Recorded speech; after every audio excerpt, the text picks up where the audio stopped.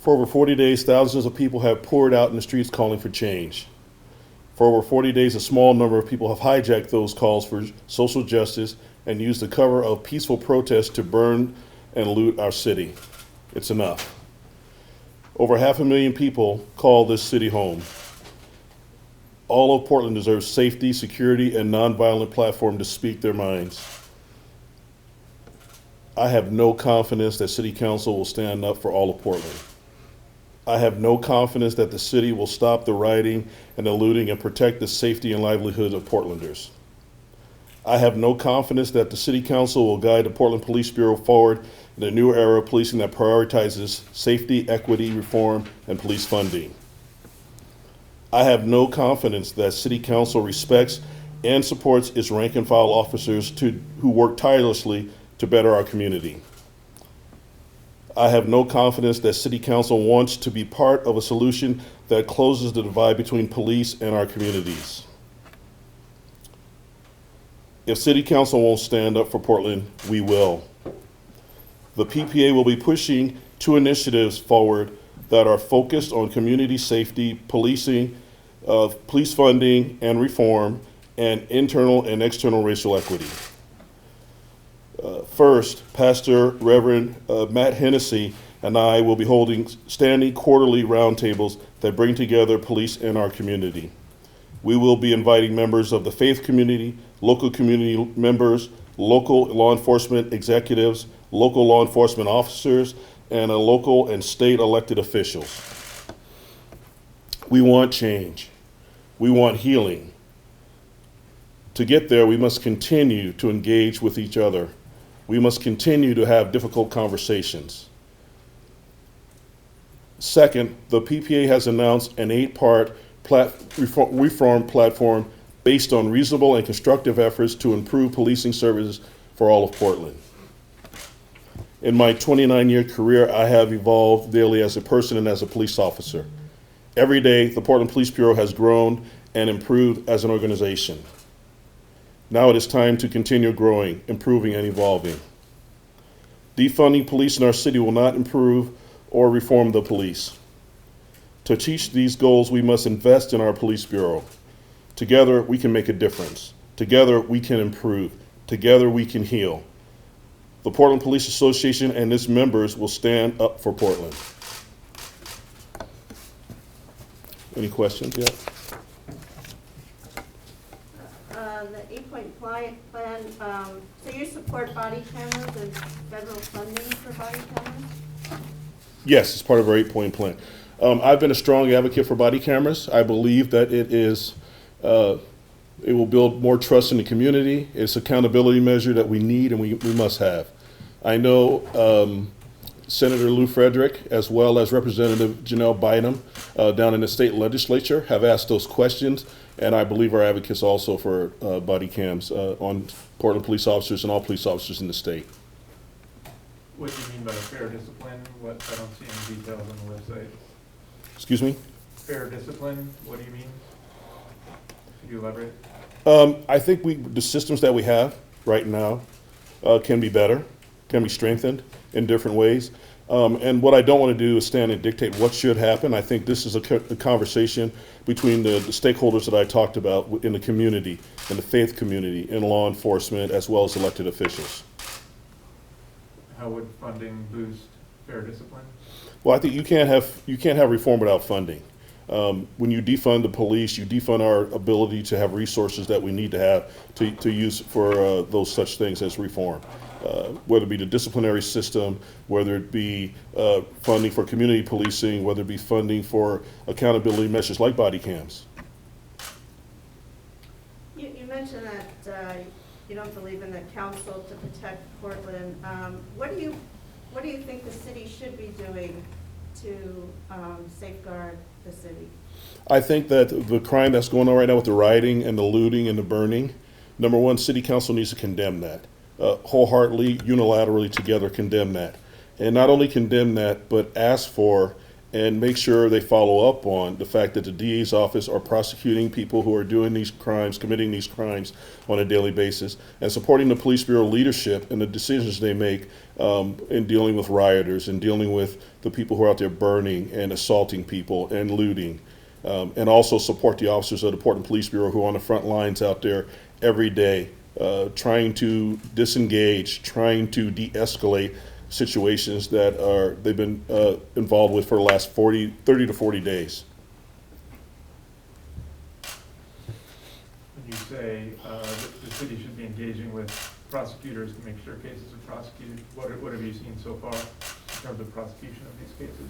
Well, because this is just the beginning, or the beginning of the not the beginning of the protest, but an ongoing process, we haven't seen what's going to happen yet. But City Council should be advocating for the prosecution of people who are destroying businesses, burning and looting. Business owners, small business owners all over the city, and not just in downtown Portland, but also Northeast Portland. People who are people of color, people who are immigrants, people who have had small businesses in this city for 40 or 50 years are being impacted. And especially with the impact of the pandemic of coronavirus, which many people were just on the edge of losing their businesses, and now their businesses are being impacted by rioters looting, rioters burning, rioters destroying their property. And that just can't continue.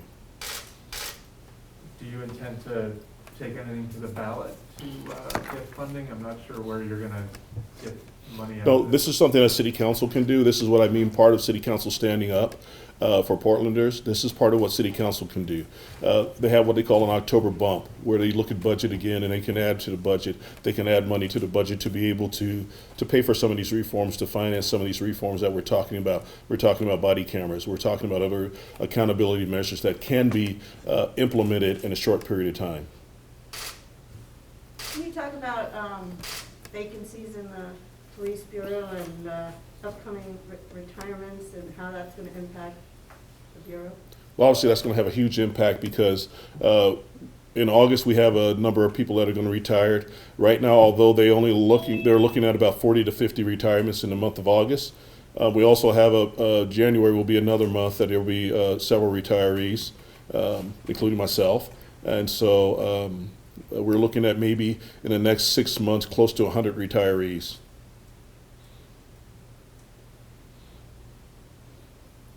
And as for sort of recruiting efforts, obviously there's been a hiring freeze. I think that needs to be revoked. I think we need to continue to hire. I think we need to continue to look for the best of the best, a diverse group of applicants that we can bring through and start the reform that we're talking about. So do you think any steps taken by the union in challenging discipline has contributed to the lack of trust by the community and police? I think there's a false narrative out there that the police union is the evil empire, that we're able to go out and get bad cops their jobs back, and that's just the opposite. We don't want bad cops here. Good cops don't want bad cops. No cop wants a bad cop here. It tarnishes all of the work that we do. It tarnishes all of the trust that we've built, the relationships that we've built in communities, and especially communities of color. So we don't want that here. And as I've stated previously, during my tenure, there's been more than a dozen officers, different ranks, I shouldn't say officers, but a dozen of our members that have come in, and we've told them that they violated policies that no longer allow them to be Portland police officers. Those are things that we don't publicize, and the reason we don't publicize it, they've already been impacted because they've lost their jobs. Their families have been impacted because they lost their jobs. So it's not for us to publish. It's not for us to rub salt in an already open wound. So there's an effort underway to have discipline of officers assembled in a national database so agencies can look at that before hiring a particular applicant. Do you support that? I'm an advocate of that. We don't want bad cops being able to run to different agencies in the country, in the state, or anywhere else to be able to be police officers. If they were fired and terminated one place for obviously good reason, we don't want them to be able to go someplace else and work. Just like you wouldn't want a bad doctor or a bad lawyer to be able to go someplace and practice just because they can escape the fact that prior bad discipline that they had is not out there where people can see it. And that should be public? I think it should be at least available to other agencies so they can look at it. Obviously, the background investigations are not public, I won't weigh in on that. I'll just weigh in on the fact that other police agencies should have that at their access so they can see their disciplinary history and make judgment on that when they do background investigations on police officers. Do you feel that the Bureau's handling of the protests and confrontations downtown has been appropriate? I think it's been appropriate. I think our hands are somewhat tied based by the political dynamics of the city of Portland, and they have been for years. This is not something new. I think the protests have become more and more violent, and I don't mean the protesters. Many people out there are peaceful protesters. There's a handful, compared to how many people are out there, there's a handful of people who are always going to be out there to cause destruction, cause mayhem, cause chaos. And that's what's happening now on a nightly basis. This is unprecedented. That's something we have never seen. And there's a lot of places in the country that don't have the level of destruction, the level of chaos, the level of rioting that we've had in the city of Portland. When you say the Bureau's hands have been tied, what do you mean? What would they be doing if their hands were not tied? I think our commissioners are making statements and making decisions based on knee-jerk reactions and not experience. I've said this in the last couple of days, and I'll say it again. I invite any elected official to stand on the line with the officers for a night and then multiply that times 30 or 40 and think about how many days they've been out there with rocks and bottles and urine and human feces, as well as other things, fireworks thrown at them, and still not be able to use all the resources that we have to be able to disband safely and at the lowest level of force that we possibly can use to disband these riots.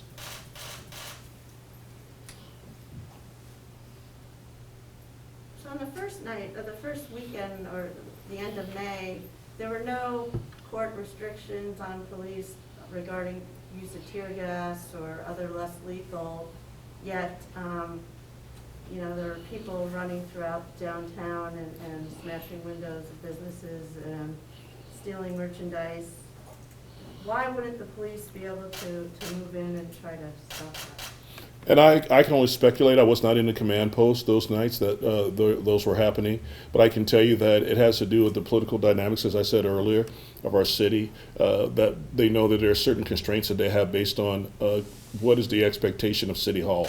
Also, our staffing issues, which are our staffing levels, have been catastrophic. I've talked about those for years.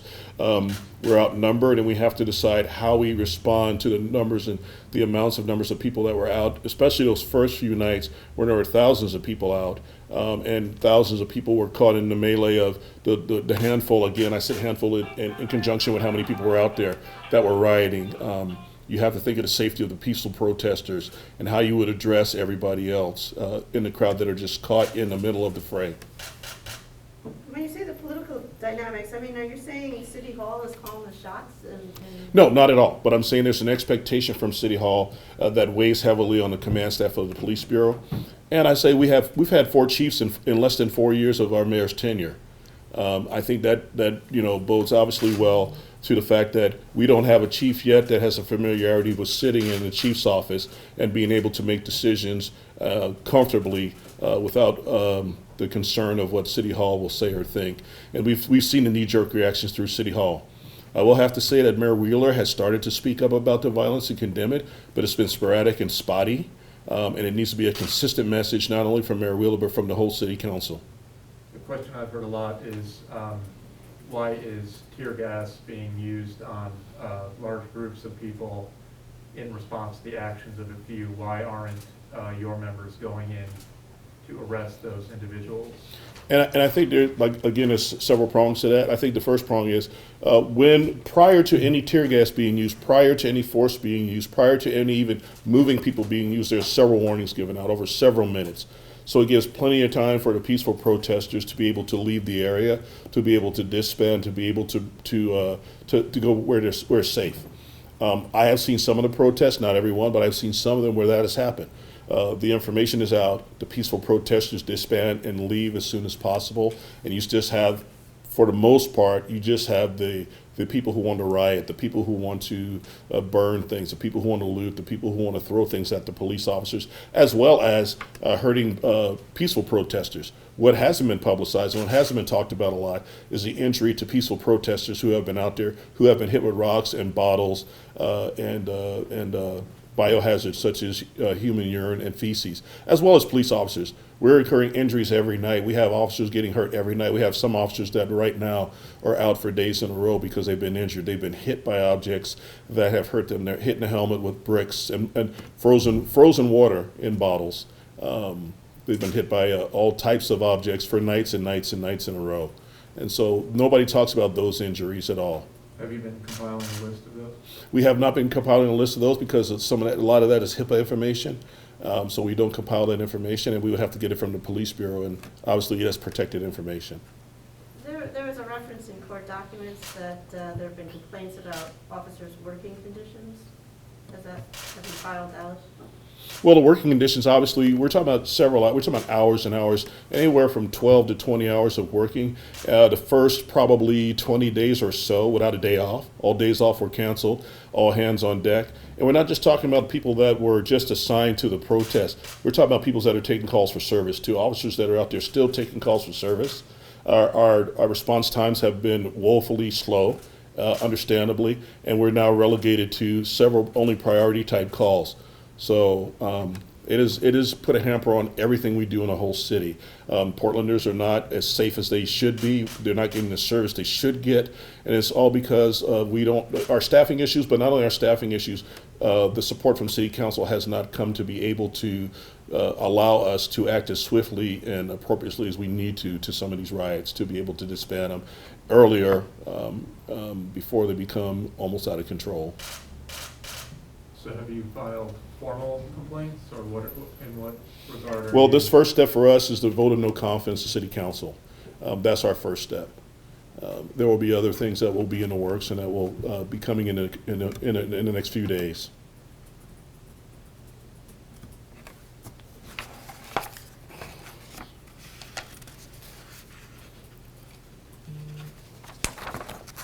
To what extent have you reached out to individual commissioners to talk to them, talk about that aspect of your work? And I've had conversations with some of the commissioners, with the mayor. I've had conversations with him about the lack of support, the issues that are going on. Not many conversations, but some. And I will tell you this, I sent that open letter out 2 days ago with no response from any commissioner, except for Commissioner Hardesty, and her response was that she's hoping that I'm looking and willing to sit down and talk about reforms, which I think I spelled out in that letter. I've spelled out in other letters prior to that and other releases prior to that, that we are willing to sit down, we are willing to talk about reform, we are willing to work with not only the community, not only communities of color, but all communities, the faith community, elected officials. We're now having people step up like Ron Herndon, who condemned the violence and even said in an email that he put out that the police officers that were in the front line showed more restraint than he could ever show. Retired Senator Ava Gordley, who put a letter out, and I think the Oregonian had that letter in there, where she also talked about elected officials need to stand up and condemn the violence. Just an editorial that was in the Oregonian from Representative Jeff Barker that talked about the title of it is "Elected Leaders Need to Take Action to Stop the Rioting." This is not confined to the Portland Police Association. This is not confined to Senator Ava Garley or Representative Jeff Barker. This is about Portlanders being safe, being able to not only to conduct their businesses in the downtown area, in the northeast area, but Portlanders be able to come downtown and enjoy downtown, to protest peacefully and exercise their First Amendment rights without fear of people in the crowd that will cause destruction, that will cause riots. This is about a social message that's being drowned out by the violence out there, by the destruction out there, by the burning out there.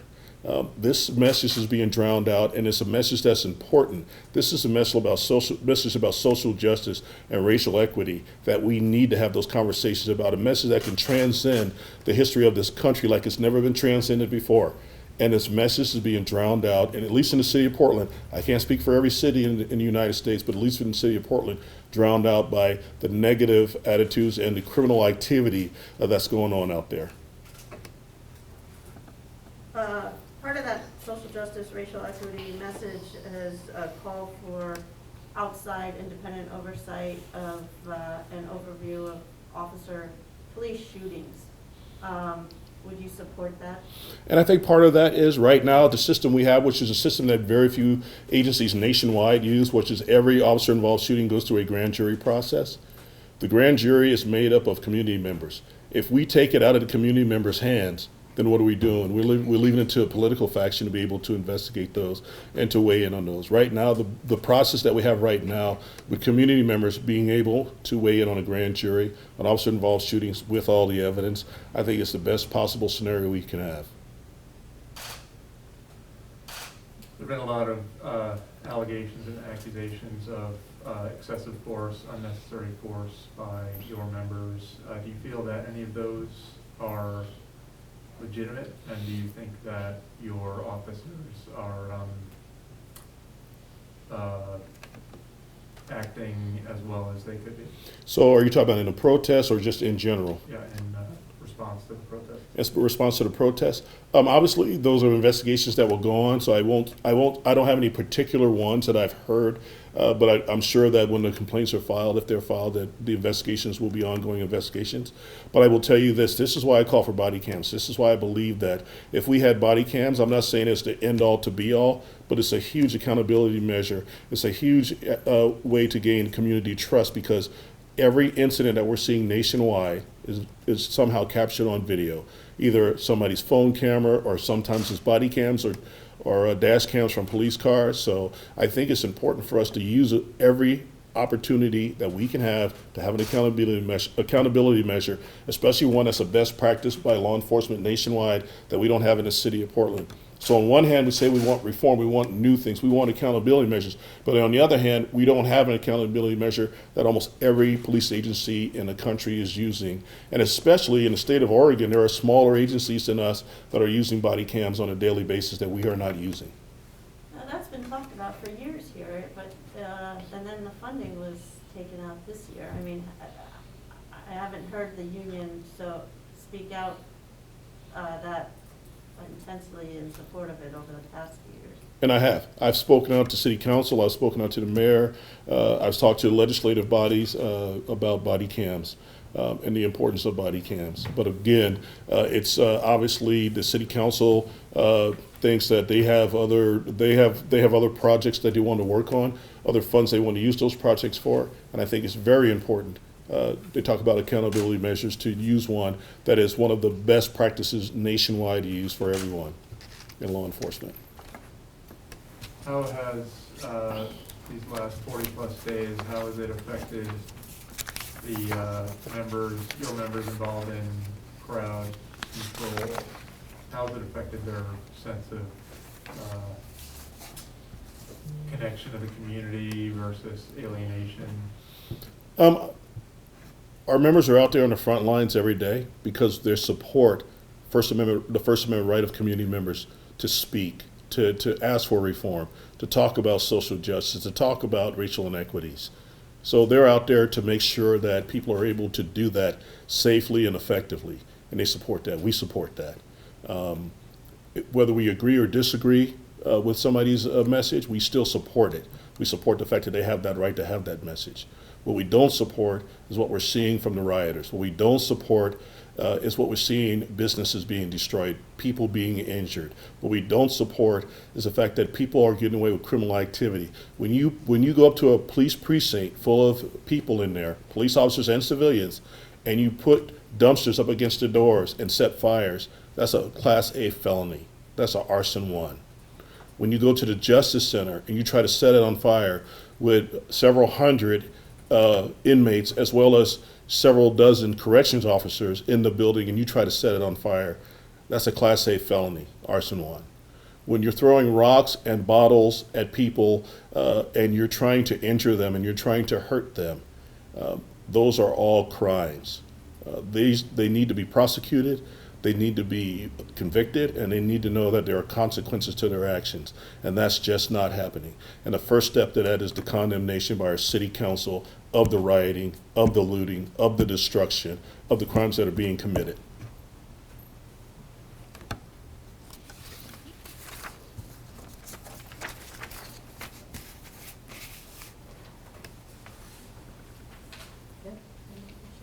Any other questions? Okay, thank you very much. I appreciate it. Obviously, I'll be around for questions afterwards, but I do appreciate everybody being here. And I just want to leave the one message is that we want to protect Portland. We want to make sure that Portlanders have the right to express their First Amendment rights in word and in protest. But we want to make sure that also Portlanders aren't impacted by the criminal activity that's going on out there, and they are being. And our city leaders should be the ones standing in the front of the line saying they will not tolerate this, that they condemn it. Whether they agree or not agree with the message, they should be standing in front saying they condemn the violence, and it's not happening.